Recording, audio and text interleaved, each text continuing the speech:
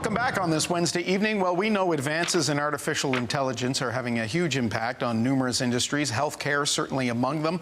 We had the start of a conversation about this some time ago with Dr. Richard Langley, a dermatologist and teaches dermatology at the medical school at Dalhousie University. Glad you were able to come back and join us. Thank you. Glad to be here. Thanks. Because I know your schedule is extremely busy. You just got back from Europe and Asia. This was all the talk. Yeah. AI. Yeah, it's a big part of what we're doing in research. Even in education, we're finding that there's huge opportunities to be able to assist in what we do. And I think that, for me, is the overarching part of AI, is that they're tools that assist us. They don't replace us, as many people always wonder about. They're really just helping us do our jobs better and more efficiently.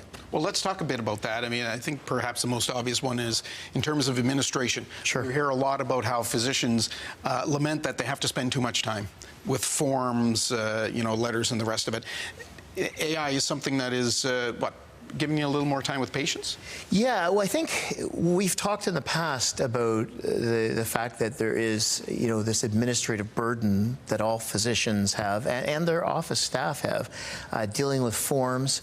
Moving even to new forms of technology takes time. You have to learn it, moving towards electronic medical records. And what we're finding is that AI, in its most basic sense, we're able to use it to help us. For example, fill out forms. AI can actually pre-fill out some of the information by drawing it from the medical record. The biggest use that I've found, and this is the first time that I've found technology has actually saved me time, because many times I actually do things and I'm told, oh, it's going to make things quicker. Yeah. But at the end of the day, there's improvements definitely in what I do, like in electronic medical records, but I don't know that it saves time. But the AI scribe, which is something that the provincial, our medical group is supporting now with family physicians, and many specialists are using it. We've had it before in the sense of being able to use voice dictation, but the newer systems now are really quite incredible. They do what's called ambient recording. So you have a microphone collecting a conversation like we would be having. It takes the entire conversation. It's all encrypted, and the privacy rules are respected and such.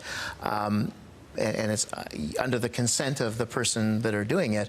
But with those caveats, if you're using it, it records and generates a clinical note.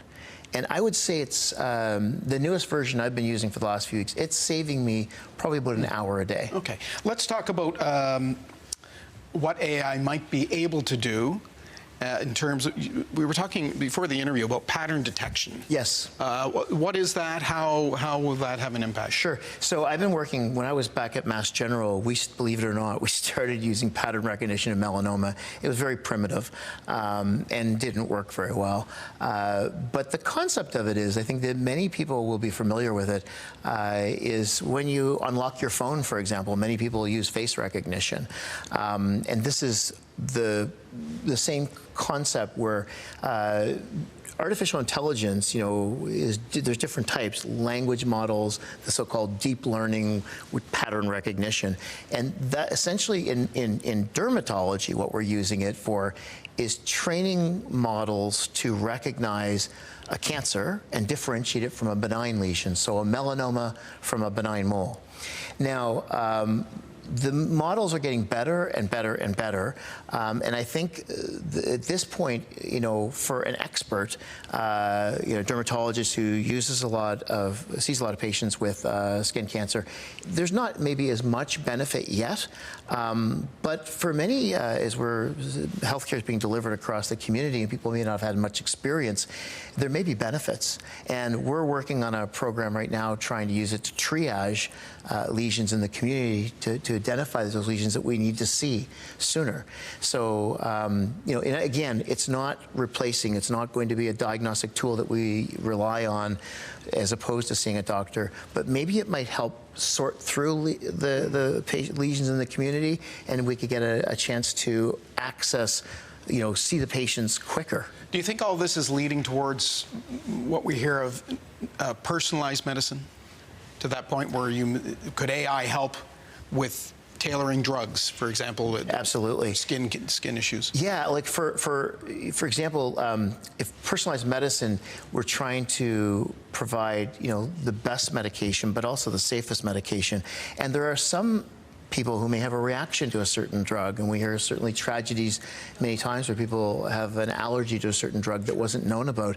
The ability to determine that, and also to determine drug interactions. So if you have a patient on multiple medications, the ability to cross-reference and see that a new prescription being given might interact with another one, or it might have a different effect in a certain kind of patient. And to that point, maybe a patient of a certain age group with a certain genetic makeup. So there's no question that personalized medicine, and that is happening already, and that's going to result in efficiencies of care, so better care and safer care. And I've utilized this even in my patients with cancer by determining in some patients who need certain therapies, which therapies are like to work best. So it's already out there. It's always, people are always wondering, when will I see this when I go into your office or my dermatologist in another city in the Maritimes? You're saying in some respects it's already there. It's already there. And of course, some of it's underneath the hood. You don't really see it happening, but it's already there in terms of the way our systems are working. But in some of these areas, patients may be asked, would you mind if we use this AI scribe? And I think they can be reassured that these systems are being heavily tested, following all the privacy rules, and really are going to result in more efficient care. But some of the most exciting areas, I think, are just starting to develop, and that's kind of some of the areas I was working on last week with some of my colleagues globally. And what many people don't realize is that there have been so tremendous advances in development of new medications. And the Nobel Prize in 2024 was actually awarded to one of these groups, actually from Google. And in order to target, for example, we use proteins, drugs which bind to proteins. In order to choose a drug, you can think almost like a lock and a key. Yeah. And the ability to understand the shape of the lock to get the key into is complex. And over 50 years, they identified like about 200,000 of these proteins. In the last 2 years, they've identified 200 million. So it's like basically having a map of a city versus of the entire globe. And that's what's happening now. And because of that, newer, more efficient, and safer medications are being developed as we speak. Well, it's exciting. We're going to have to get you back in, talk about it more at length. Dr. Langley, thank you very much. Richard Langley, dermatologist in Halifax, also with Dalhousie University School of Medicine. We'll take a break. We'll be back with much more of your show after this.